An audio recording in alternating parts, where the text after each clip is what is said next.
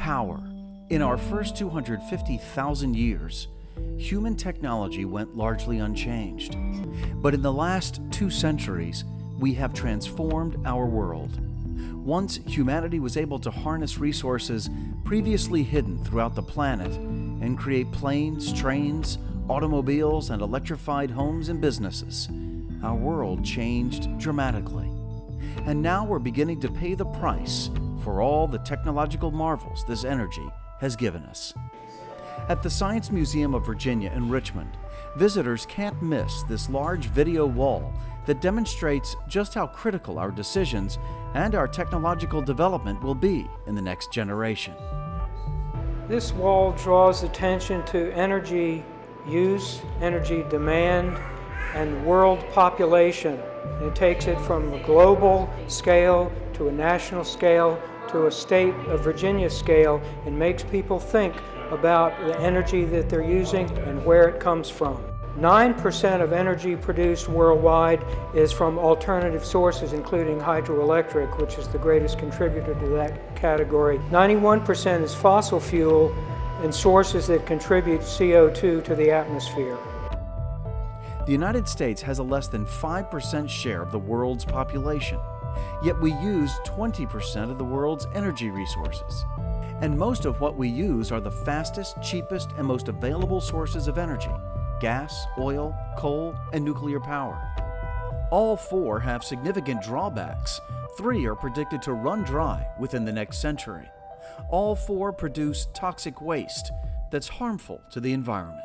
Some of the non-renewables, ultimately we're going to run out of them. So that's one issue. A second issue is a lot of the non-renewables have their own issues. For example, when we burn fossil fuels, we produce carbon dioxide, and many believe that carbon dioxide leads to the greenhouse effect and the warming of the earth. And so that's a challenge. Nuclear is sometimes considered renewable because it doesn't use much fuel out of the ground, and that fuel can be reprocessed. But of course, we've seen lately there can be concerns with nuclear as well. Nuclear is not going away, it's very important, but I think for our communities, we need a balance of all these systems, and increasing the amount of renewable energy that we're using can help reduce our dependence on other countries for importing oil. It can help with the environment, with less burning of materials, and we won't run out of it. Over the last generation, scientists and engineers have crafted alternatives to these forms of energy. These innovations have put us in a position to change course. Wind power, hydroelectricity, biomass, solar, and geothermal power are all beginning to create energy for home and commercial use. Right now, all of these non-polluting and renewable resources make up about 9% of the energy we use. It's a start. Today, the typical cost of electricity for conventional sources is about 10 cents per kilowatt hour. Currently, renewable energy costs more. As the price comes down on wind and water and solar, we're going to approach the time within a decade or so that the 10 cents a kilowatt hour retail cost to the individual residents, that alternative energy systems will break that barrier. The Science Museum illustrates what this reality can look like with a model home powered by alternative forms of energy. Solar panels pull in energy to run all the appliances, and a geothermal well does all the work coal and oil used to do. The geothermal well is connected to 2 geothermal heat pumps. Generally speaking, a residential geothermal system is next to domestic hot water.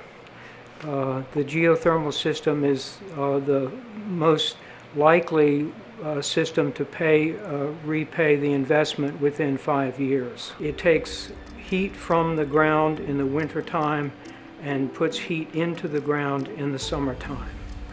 If you can imagine, you've got a coil outside your back door somewhere in the back of the house that tries to take 130-degree coolant fluid and cool it using 90-degree ambient air. Instead, imagine using 60-degree water. That's the advantage of geothermal. Once you go more than 30 feet or so into the earth, the average temperature underground is equal to your average annual temperature night and day for a year. Another of these alternative energy sources creates a significant change of something so purely American, the automobile. An abundance of fuel over the last 120 years filled up gas tanks and transformed us into a traveling nation. The convenience and economic benefits have been nothing short of transformative. And while we love our cars, we have to make changes before the fossil fuels run dry and the air and water pollution becomes unbearable. The Science Museum hosts an electric car charging station where owners can come in and fill up, if you will. This technology is fascinating, and once the investment is made, can ensure drivers can travel at a fraction of the cost. Battery limitations have prevented electric cars from becoming abundant, but that may all soon change as today's generation of students become adults and begin their own efforts to create change. If you're going to build a large hydroelectric dam, you need the right geography. And I think in the U.S. we've pretty much used up all that geography. And that's where teachers and the Green STEM at VCU program come in. While our generation has ushered in the idea of renewable and non-polluting alternatives to meet our energy needs, it's going to take the next generation, today's students, to help humanity take that leap and create nearly limitless clean energy to power our world. At the VCU School of Engineering in Richmond, middle school teachers are preparing to show students how it all works by creating alternative energy experiments that will help students see what is possible. Today, it's everything from solar cells to solar water heaters to mini hydroelectric power generators made of plastic jugs, spoons, cork, and copper wire. Believe it or not, you're going to make a solar cell using blackberry juice. You have to take one of these. One of these goes in the blackberry.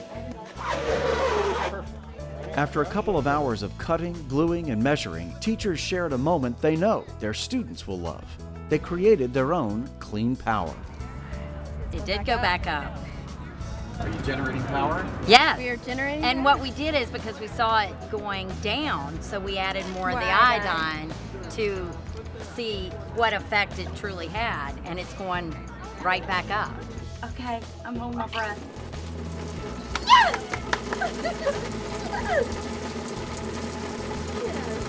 Unbelievable. Want to go faster? What is this going to do for students when they can create something like this? They'd be on cloud nine. Definitely. They really feel like they could do something. That they actually can construct something that would, and see it on a bigger scale. So you're excited that you did this, but aren't you also excited because of a new tool that you have in your Yes, Yeah, definitely. absolutely. We're concerned about X-Acto knives with middle schoolers, but we'll have to just get around that. There's so many aspects of it that they can participate in, which is great. That's what's good about a good lab. Everyone has something to do. These teachers see how they can show their students the connection between science, technology, engineering, and mathematics. They also see how they can show students the world of opportunities that exist in creating green technologies. It provides opportunities for both engineering and science. So there are, science is isolating variables, making observations, and engineering is looking for solutions. And it gives both those students who are oriented to the science and the student who's oriented to engineering opportunities for discovery here. These experiments and problem-solving opportunities really help kids see themselves in solving bigger problems, and that's what the green industry is all about. It's solving big problems. Kids who are naturally drawn to service learning really get a kick out of that and a charge out of that, and hopefully they tell their parents about it, and then the parents and counselors and teachers start guiding them through those college selection processes with that in mind, and sooner or later we see them in university settings like this and taking the next steps in that exploration. The future of alternative energy is full of possibilities. We need new ideas and people with enhanced skill levels to get us where we are far less dependent on fossil fuels. These teachers working in the Green STEM at VCU program are preparing the next generation of students to be the generation that seeks out and finds solutions.